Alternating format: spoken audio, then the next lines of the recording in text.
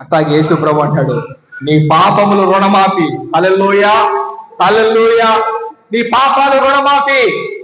నీ పాపాలు ఉండవు. ఇంకా నువ్వు రాజశేఖర రెడ్డి ఇచ్చిన ఆ పథకాన్ని పొందుకోవాలంటే నువ్వు ఏ సచివాలయంకో పోవాలా, నువ్వు దరఖాస్తు పెట్టుకోవాలి. అయ్యా ఇదిగోండి నేను తప్పు చేశాను, ఇదిగో నా బ్యాంకులో ఇంత ఉంది, ఇదిగో ఈ దరఖాస్తు తీసుకోండి, నాకు రుణమాఫీ చేయాలంటే వాళ్ళు ఆ ఫైల్ తీసుకొని కంప్లీట్ గా చెక్ చేసి ఏం చేస్తారు, ఓకే ఇతనికి ఇంత రుణమాఫీ ఉంది, ఇంత రుణం ఉంది, దీనిని మాఫీకి వాళ్ళు అప్లై చేస్తారు.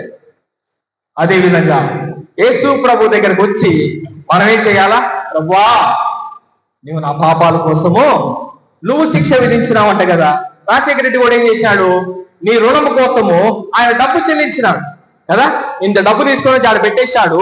అది పెట్టేసి ఎవడెవడికి ఎంత రుణం ఉందో దాంట్లో తీసుకోండి, ఎవడెవడికి ఎంత రుణం ఉందో దాంట్లో తీసుకోండి. అట్లాగే యేసు ప్రభు కూడా ఏం చేశాడు, మన పాపాలన్నిటికీ ఒకేసారి వెల చెల్లించేశాడు.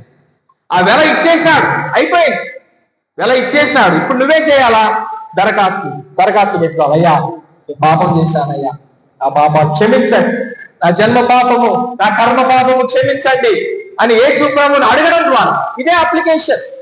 నువ్వు ఎక్కడుంటే అక్కడే యేసు ప్రభువా నా పాపాలు క్షమించు, నా బదులు నువ్వు శిక్ష పడ్డావంట కదా, నా బదులు నువ్వు చనిపోయావంట కదా, నా బదులు నువ్వు చనిపోయి సమాధి చేయబడి తిరిగి లేచినావంట కదా, నీ జీవము నాకు ఇస్తానన్నావంట కదా అని నువ్వు ఒక్క మాట చెప్పగలిగితే నీ పాపాలు రుణమాఫీ. హల్లెలూయా, హల్లెలూయా, హల్లెలూయా. చూడండి ఎంత చక్కటి అవకాశం. నువ్వు కష్టపడలేదు, నువ్వేదో దాన ధర్మాలు చేయలేదు, నువ్వేదో గోదానాలు భూదానాలు అన్నదానాలు వస్త్రదానాలు ఏమి చేయలేదు. ఏమి చేయకుండానే దేవుడు నీ పాపాలు గెట్ వాస్తున్నాడు అంతే.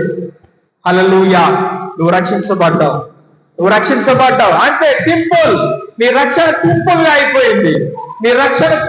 అయిపోయింది. దీనికోసం నువ్వు పెద్ద పెద్ద చదువులు చదువుకోవాల్సిన అవసరం లేదు. దీనికోసం నువ్వేదో నీ ఇంట్లో ఉన్న బంగారం అంతా తీసుకురావాల్సిన అవసరం లేదు.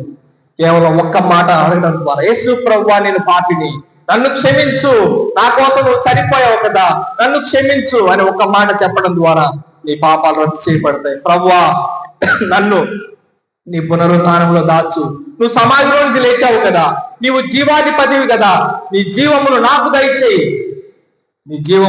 దయచేయి అని అడిగినప్పుడు దేవుడు అంటున్నాడు, నాయన నేను నిన్ను నా పునరుద్ధానంలో దాచిపెట్టాను, నువ్వు భద్రంగా ఉన్నావు. మనుషులందరూ చనిపోతా ఉన్నారు కదా, అందులో క్రీస్తులో ఉన్న వాళ్ళు తమ ప్రాణాలు